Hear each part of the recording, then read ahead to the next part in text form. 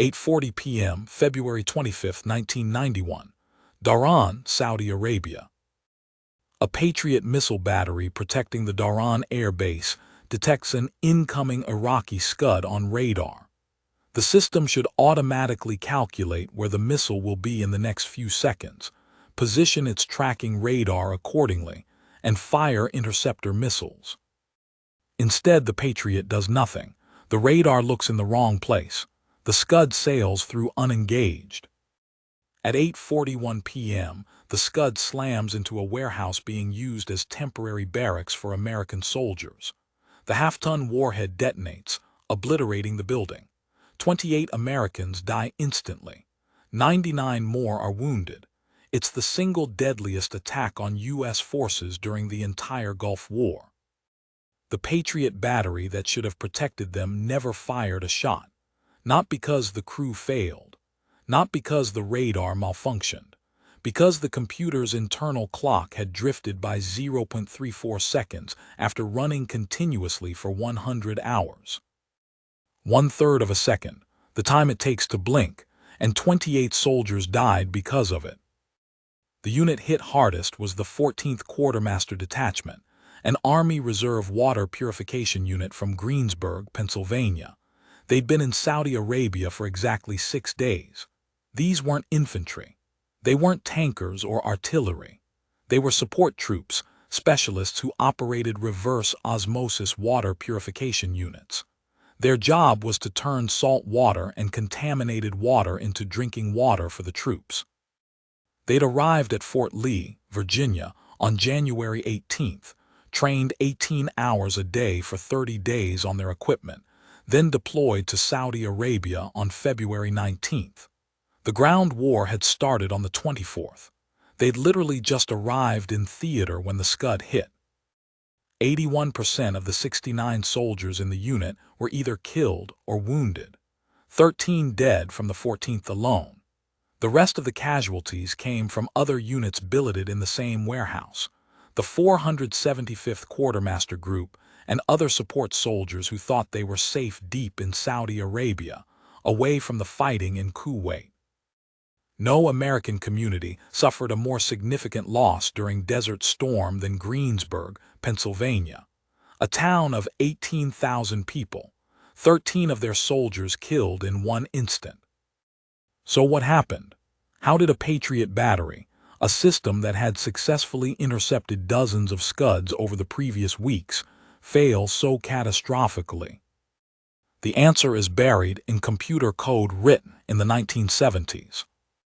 The Patriot's radar tracks targets by predicting where they'll be based on their known velocity and the time since the last radar detection.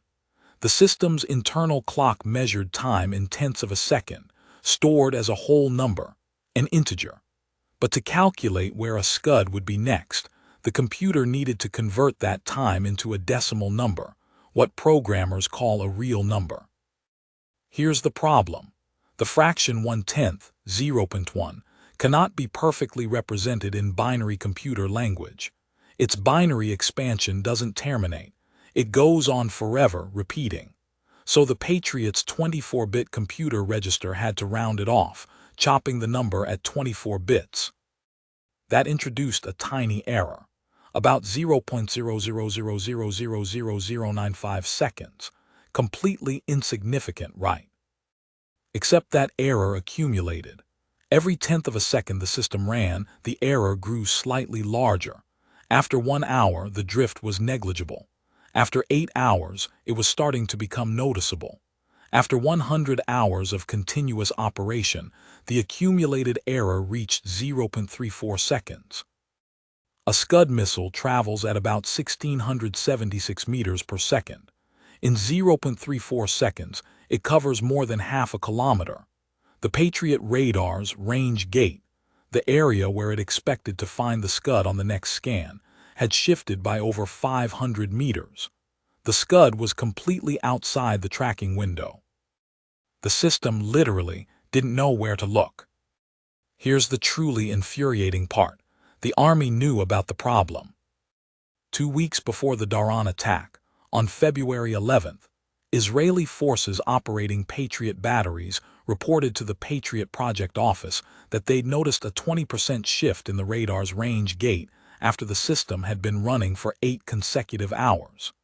Israeli data recorders, which American commanders had refused to use because they worried the recorders might cause system shutdowns, captured the problem clearly. Army software engineers calculated that after about 20 hours of continuous operation, the range gate would shift 50% or more, at which point the system would completely fail to track incoming Scuds. They immediately began modifying the software to fix the inaccurate time calculation. On February 16th, the modified software was released, but distributing software updates in a wartime environment takes time. You need to arrange air transportation, ground transportation, coordinate with batteries spread across Saudi Arabia and Israel. Installing the update required shutting down each Patriot battery for 1 to 2 hours, leaving that area defenseless while the system was offline. On February 21st, Army commanders issued a directive that Patriot systems should not run for a very long time and should be rebooted regularly. Rebooting took 60 to 90 seconds and reset the internal clock back to 0, eliminating the accumulated error. But Alpha Battery at Dhahran had been operating continuously for over 100 hours, far past the 20-hour threshold where the system would fail. Nobody had shut it down. Nobody had rebooted it. Nobody had installed the software update. On February 26th, the day after 28 Americans died, the modified software arrived in Dhahran. 1 day too late. There's an additional layer of tragedy buried in the technical details. When Army programmers modified the Patriot software during Desert Storm to better handle the high speed of ballistic missiles, the system was originally designed to shoot down aircraft and cruise missiles, not Scuds. They created a new subroutine for converting clock time more accurately into floating point numbers. But they didn't insert the call to that subroutine everywhere it was needed in the code. The improved calculation was used in some parts of the program, but not others. So instead of the errors canceling out when one calculation was subtracted from another, the mismatch between the old inaccurate time and the new more accurate time made the problem worse. They'd fixed the bug in half the code and left the old bug in the other half. The combination was more dangerous than doing nothing. The Scud that hit Dhahran was apparently the last Iraqi Scud fired during the Gulf War. The ground war ended 3 days later on February 28th. Of the 88 Scuds Iraq fired at Saudi Arabia and Israel during January and February 1991, only 10 caused significant damage. 2 struck U.S. military bases. The Dhahran Scud killed more Americans than all the other Scud launches combined. It succeeded where 70-plus other Scuds failed because of a rounding error in 1970s-era computer code, because a 24-bit register couldn't perfectly represent the fraction 1/10, because Israeli warnings came too late, because software updates traveled too slowly, because Alpha Battery had been running too long without a reboot, because of 1/3 of a second. Today, there's a memorial at the U.S. Army Reserve Center in Greensburg, Pennsylvania. 13 hemlock trees, Pennsylvania state tree, planted behind the monument. One for each soldier from the 14th Quartermaster Detachment who died at Dhahran.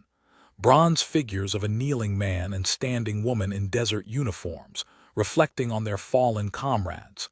The monument faces 90 degrees due east, towards Saudi Arabia. The 14th Quartermaster Detachment is still on the rolls of the U.S. Army Reserve, though none of the soldiers who deployed in 1991 remain assigned. They deployed again in 1999 to Guatemala, providing fresh water to Hurricane Mitch victims. They deployed again in 2004 for Operation Iraqi Freedom. They returned from Iraq without casualties. But February 25, 1991, remains the deadliest single incident for American forces since Desert Storm.